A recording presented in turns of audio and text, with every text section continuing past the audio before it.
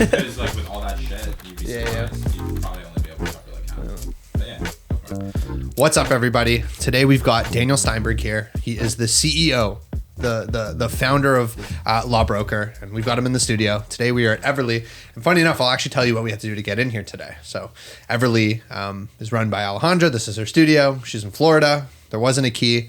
I'm sure maybe you can see it in the window, but I actually had to climb through one of those windows, take off this fucking what is this, an AC, and actually climb in to make sure we were set up and ready to go. I want to welcome you. I want to thank you for being here and jump into it. What's up? Thanks, Zach. Appreciate it. Alejandra, I hope your studio's in good shape after this. We might have to hire Jiffy after. They can be on your next podcast. Good to see you guys. Thanks so much for having me. Excited to be a part of the Journey podcast. Obviously been a listener since day one. I don't know what episode we're on, but been a part of the community for a little while now, and you reached out and excited to chat. Thanks, man. What I find super interesting about you is that you're in a very specific space. I think it's super interesting that you were an employee in a certain industry and then you kind of maybe look and saw opportunities. Before we even get in there, tell me about Lawbrokr. What is it? What's going on? Yeah, Lawbrokr's recently gone through a little bit of a pivot, so I'm sure we'll talk about that story and what it means to shift and operate and be a little bit different and move on the fly as a founder. But really for us right now, our business is how do we optimize the way that lawyers sell and convert prospective clients by guiding them through their legal services and journey. So we've taken a bit of an approach where we build out law firm storefronts, which are essentially personalized, dedicated landing pages to help guide the client journey through their services that are needed. And it's super interesting because at the end of the day, we replace that typical contact us button, which doesn't really share with the client what you need to know from them. And it leaves the client high and dry. And the legal industry's not easy. And the typical journey is you use a lawyer 1 to 3 times in your life. So we're trying to help optimize that experience, help the client through it a little bit, and make it easier to get in touch with a lawyer. I feel like the old way of doing it was like, okay, contact us button, and I'm like going to Steinberg like limited, right? Like, and the old way of doing it was like contact us, and then like we have to talk and even see if I'm a good client for you. But now you got to strike like you allow these law firms essentially to strike while the iron is hot.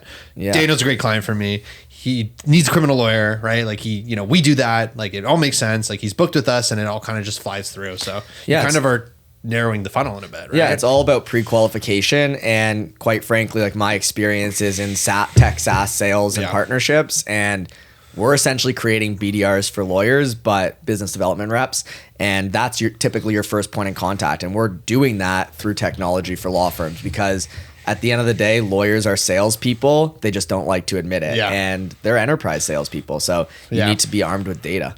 I've watched you for a while now. We've been in each other's networks. We've never met, which is funny because we both come from a very close, tight-knit community, I would say. But what I think is super interesting is you've been killing it on your marketing campaign, going around the city, doing all these videos and these pictures with people. That's sick. You just had a nice pivot. And from what I see, again, like it looks incredibly successful. You shared some news today that you're very happy with. But I'm actually more curious about like Lawbrokr day 30, right? When it started, day 60, and like 1 year in. I want to know when you didn't have the support maybe, or maybe you didn't have an investor, like it was just you. Can you tell me, and you have a co-founder too, right? Yeah, I have a co-founder out of Montreal, James Zivras. Sorry you're not here, James, but shout out to you. And he's out of Montreal, technical co-founder, and he was there since day one. It really depends where day 30 starts, because my background and the way I started this company was I was working at Clio, which is the largest legal tech company in North America, sort of an operating system for lawyers.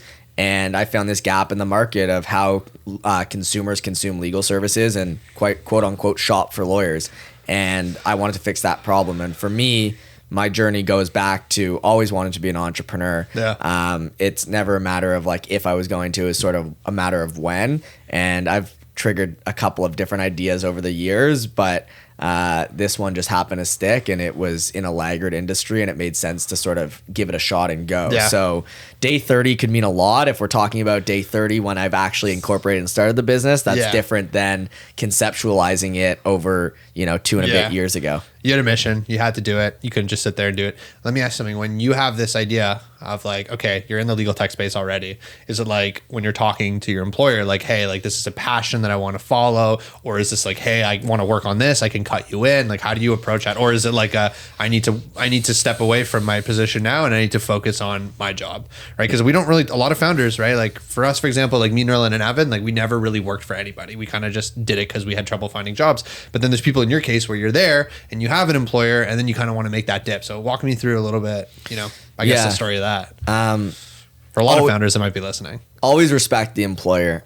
For me, Jack Newton, who started Clio, founded it over 12, 13 years ago now. He was a pioneer in the industry, and he is the reason why cloud computing within the legal space exists and have blown up the way that it had. And you respect a founder too much like that to quit your job and then spin up a legal tech company on your own. And quite frankly, there are things that you see while you're at those companies that you don't know if that's kosher and if you don't know if that's, legitimate to do. And it's just not the right thing to do is really what my mindset was. So for me, it was about asking permission. And at the end of the day, it's a respect thing. And as a market leader, you don't really want to be on a market leader's bad side regardless. But nonetheless, it's actually about supporting that company and quite frankly granting their permission from it. So for me, there was no question that it was always going to be an ask for permission kind of scenario, not a beg for forgiveness, because in my opinion that was the wrong way to approach it. And I shared my story. I shared this gap that I wanted to solve for. And at the end of the day, I think most founders, you see it all the time from companies like Shopify and things like that, where people spin out and start their own e-com shops or start their own businesses. And most founders want their employees to succeed and go on their way and find new companies. And I think those founders that are really good instill that in a lot of their employees. And for me, I asked permission. I shared what I wanted to solve for. And listen, it wasn't competitive at all. It was very complimentary. We were trying to solve a gap in the consumer market. And Clio was 100% B2B. And it all flowed, right? It's if lawyers can find business and then close that business, well, then that business is operating in a system like Clio. So it was very complimentary. But again, it's always best to ask permission and do what in your heart it tells you to do. So going deep, like I guess like you maybe booked a meeting with him, you had this idea, like you sat him down, you said, hey, this is what I'm thinking. And he came to you back with like nothing, with like, go do it. You have to do it. Like, was that the type of situation? Yeah, I don't think it was as simple as like snap a finger and you're ready to go. For me, it's also offboarding, right? Like I was leading a partnerships team at Clio, working with Google on digitizing law firm storefronts and things like that. So it's not like you can just get up and leave, even if you are granted permission. It's like you have to do right by the employer. And don't worry, you're going to be a founder, but you need to make sure that you cover your bases at the company that you're at, because it doesn't matter that Clio's $1 billion company. You're running a team or you're managing a product or you're managing a launch, and you have to make sure that there's an offboarding plan, that someone's going to replace you. You're set up for success, because at the end of the day, your mandate should be to make them successful in that department. When did you start Lawbrokr? Probably a year ago. We just celebrated our 1 year anniversry. Well, congratulations, man. Yeah, thank you. I love that. It's been a year in business. October 13th, but it's probably been about a 2 years sort of. Congratulations, man. Sort of runway / conceptualization. Walk us through what it's like from going from, I don't want to call it like an employee mindset, like it's negative, to going to a founder mindset. What did you learn? What are these the last 2 years really opened up for you? Misconceptions, anything you figured out? It's a very broad question. I'd go a little more specific, but I'd love to hear it. It really comes down to like you call your own shots, and the impact you make is far more important, because we're a team of 4 or 5 now, which means that every single thing that you do has, 20% impact. Obviously, there's more weight on the founder and the CEO and co-founder and technical founder and so forth. But as an employee working for a small company like ours, you're a 25% impact every single day on every single project. And that amplifies all the way through to someone like myself.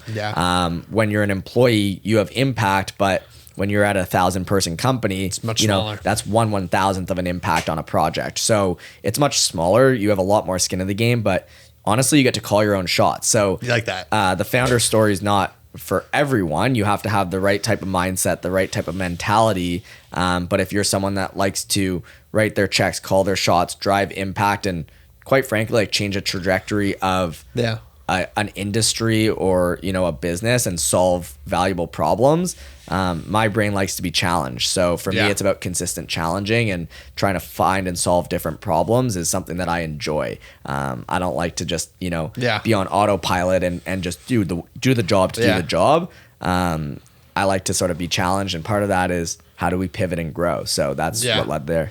I always ask founders. I'm always so fascinated about it. And I know you listen to the old podcast, but like, you know, like I mentioned, like everyone calls you Steiny. Like a lot of people know you in Toronto, in the business community as well. I'm actually very curious about how you met your co-founder and how that journey took place. Like what was he doing? I'm assuming he's probably more of like a CTO role, like more on the tech side. Tell me about meeting him. Tell me about how like these two journeys collide to build something even bigger than you guys. Like give me the rundown. Yeah. Finding a technical co-founder is extremely difficult. That's what I hear.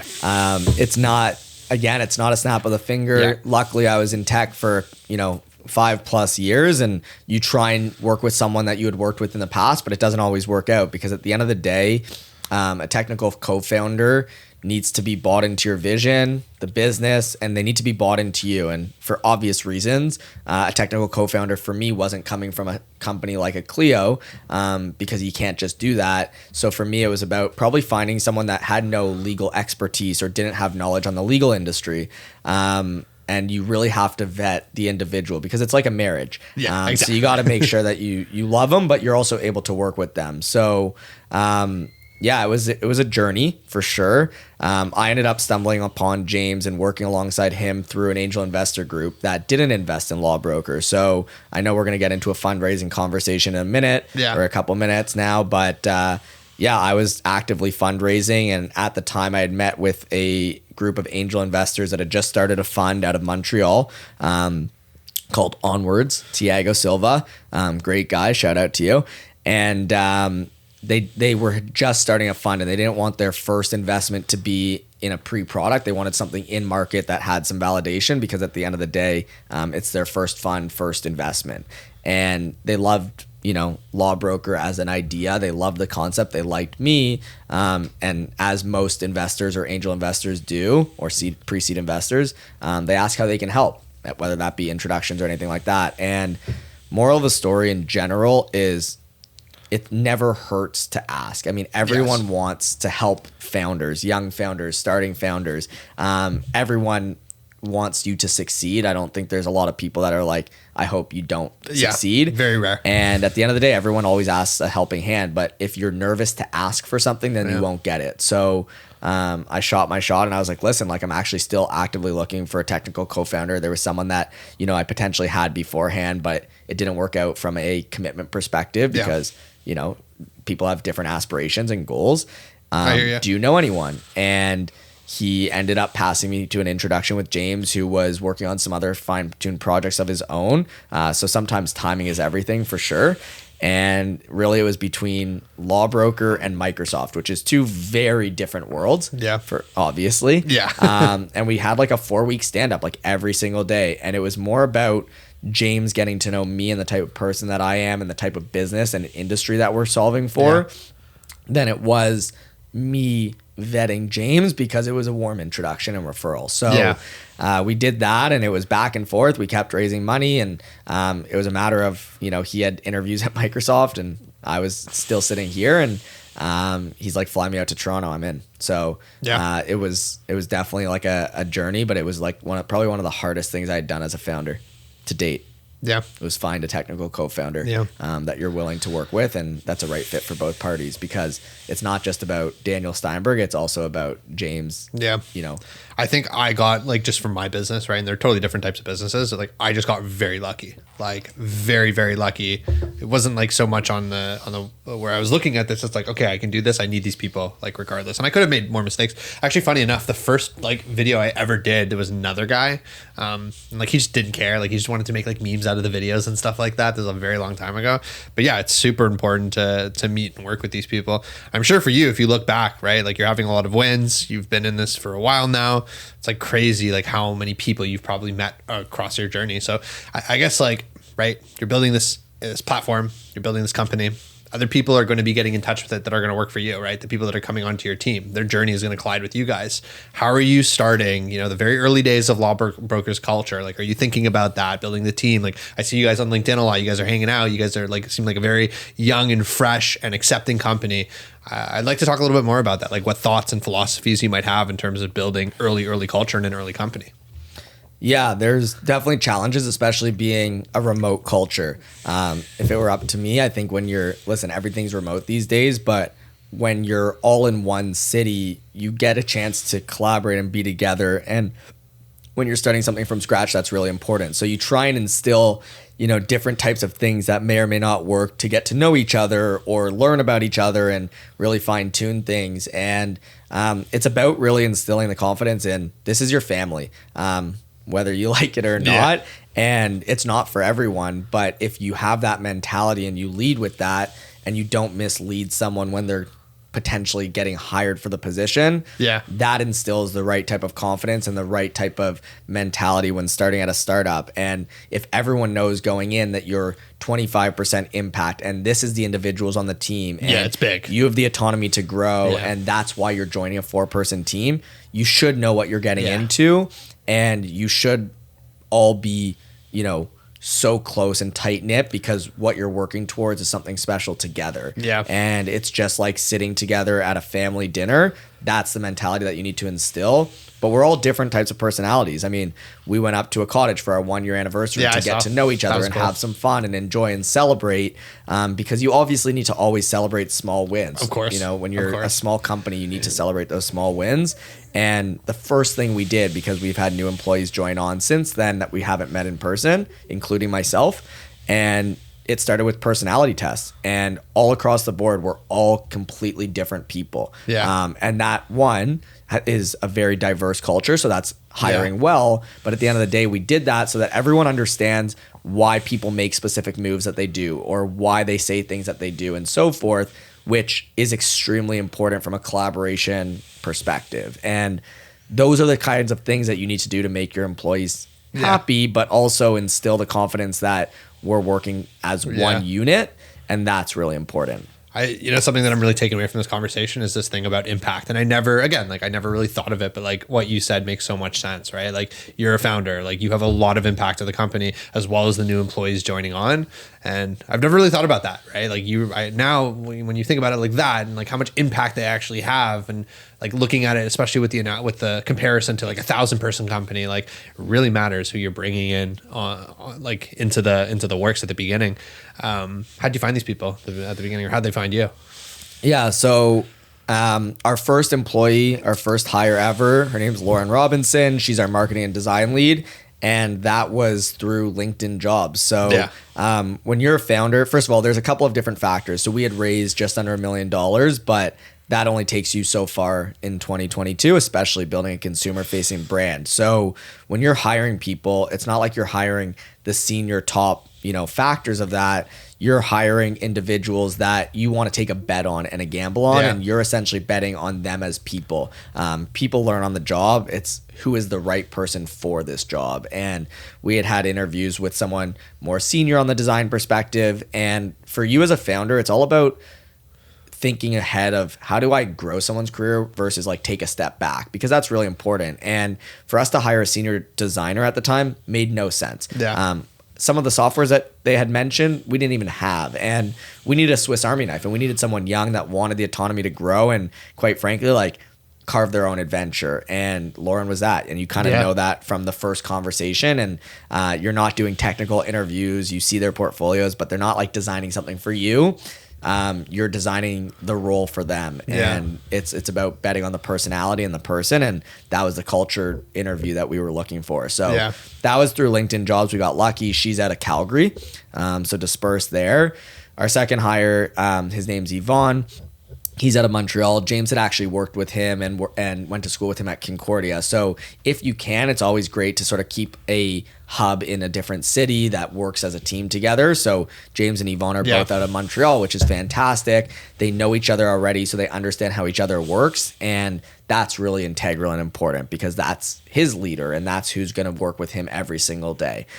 So little factors like that are important, and that was through networking. Yeah. And then we have, a consistent like co-op student that comes on board every single 4 months that, really it's about pitching the story and hey, if you want a strong co-op experience, I can assure you that no one's going to give you the good, bad, and the ugly, but you get, full throttle here. Well, what I love about what you said is like this junior design. What was her name? Robinson? Lauren. Yeah. Lauren. I think it's cool because it's like, it's not a 1,000-person company, and that's fine. But, in 5 years from now, she can be like a CBO, right? A chief brand officer, right? And then it's just kind of like she just jumps onto the next opportunity or stays in the company, right? Like that's the thing. Once you get involved with these 1,000-person companies, we started working with a lot bigger companies, with bigger organizations. And like, I see it, like a lot of them are there for 3-4 years and they want to become a CMO, but like, right? Like this lady that you've hired, she has the opportunity to become like, a much senior level position very, very fast at a very fast growing company. So I think even just to like take a snippet from here, like I think it's important to understand that like you're taking a lot of risk working with a startup. It may work, it may not, but the reward of being on the train of a train that's moving that way is just so beneficial for the career, right? Yeah. Like it's so beneficial.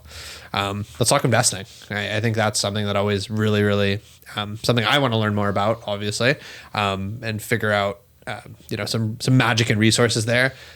I guess like walk me through like, who'd you find? How'd you find these people to invest in? Like what was, we work with a lot of clients right now that are raising money and stuff like that. And you're one of the ones that have successfully raised. So give me the walkthrough in terms of like how you've thought about that approach, when you approached them, how you met them, who the right partner is. Yeah. So it depends at the stage of your company. So for me, I raised capital before we had a product in market, and that was because I knew we were building a consumer-facing brand. And if you want to scale and grow, Lawbrokr is not going to just scale and grow through SEO. That was just never a factor. And you need to show growth, and you need to prove out your hypothesis. And at that stage of raising, everyone that you're talking to is betting on you. They're betting on you, the hypothesis, the idea, the market. But at the end of the day, no one knows if that product that you're envisioning is your product in a year from now, let alone 6 months from now. And that's what you see now with Lawbrokr. So the individuals that are essentially taking a gamble and a risk at a pre-seed investment before a product's in market is saying, can Daniel Steinberg figure it out? Yeah. And if he can, then, and we believe in that, and he has the right story and he's the right person for that, that's where we're going to put our money, and that's where we're going to put our bet. Because look at us now, right? We pitched a marketplace over a year ago now, and we're not there now, right? So, but that's the instilled confidence and trust of an investor saying you're being smart with our money and you're not going to bleed it out by spending money on Google to drive new growth to your market. Because it's not ready. Yeah, it's kind of respectful. And we needed to come up with a new sustainable business model to be able to grow that, right? So for us, or just for the audience or people listening, it's about telling your story. And something that my lead investor had, told me was there has to be a reason why you're doing it. I have the background in advocacy marketing, selling enterprise $100,000 software 5 years ago and educating a market on that. Like I then moved to Clio. I have the legal background. I understand the legal expertise, the sales and partnerships background, and working directly with Google on digitizing law firm storefront. There was a reason why Daniel Steinberg could or should succeed with Lawbrokr versus Zach Ronsky trying to spin up Lawbrokr. Yeah, very different. That advice is very important because I pitched this same investor 7 years ago on some mobile app that I thought was a great idea and still to this day think is amazing. But at the end of the day, anyone can succeed in that or anyone can do that. Yeah. And that's not how you raise money. There needs to be a reason for why you and why they're betting on you. You got a good background. It makes sense. So that's the storytelling aspect of it, and that's really important because most people don't have a product in market or it's so new and you're making no revenue. It's about why you is first and foremost. The second piece to it is roll out your network. I mean, I've been in business for 8 years. Yeah. It's all about keeping consistent relationships, and that was my job, right? Like my job was sales and partnerships. That I'm a networker. And at the end of the day, like I bumped into someone once on the golf course. I had no idea who he was, and that turned into an investment, right? I love that. That's a started, journey, man. Or like I started a spike ball league, like a nothing league, right? And there was random people that somewhat joined, and they became angel investors in Lawbrokr. And there's little things like that where you always have to be on your A game. It doesn't matter if it's a spike ball league or a sports league or anything like that. It's like, be professional, be human. And at the end of the day, like, people buy from humans. That's what it is, right? So it's just about being personable and putting yourself out there and asking the right questions and then going to them afterwards. So typically in an investment, it's like once one domino falls, the rest follow on. You need to find that one nugget that says, I want to take a bet on this. And then, there's conviction for other people to do it. Yeah. What is the future of Lawbrokr? Like, what is going on in the next? What is the year plan? What is the 3-year plan? What is the 5-year plan? That's a funny question. And I want to tell you why, because if this is a founder podcast, it's very important to have like a very level set head, right? Like, it's hard to think about 3 and 5 years ahead when you have X amount of runway left in your business and you're trying to build a sustainable business model that helps you grow and so forth, that eventually can hopefully raise you more capital in the future. So you never want to get too far ahead of yourself. You obviously have to have a grand vision and a grand plan, but it's really one day at a time and tackling it from there. So for us, we recently went through this pivot, and that pivot, I'll talk about it for a second because it's important, but it's about being very tactical in the way that you want to scale a business. And for us, it's like we were quote unquote successful in a marketplace, but the scalability into new cities, new states, and things like that takes $5 to $10 million for growth. And, although we knew it was successful and we were happy with it and we drove 1,000 consumers through our platform and workflows, it wasn't like this market's conducive to raising $10 million or anything like that. So for us, it was, let's learn from our customers, our lawyers, what the best aspects of Lawbrokr are and what the worst aspects of it were. And we were essentially building a business off of the macroeconomics of the economy, which meant that if people aren't buying and selling homes, there's less lead flow in our real estate lawyers.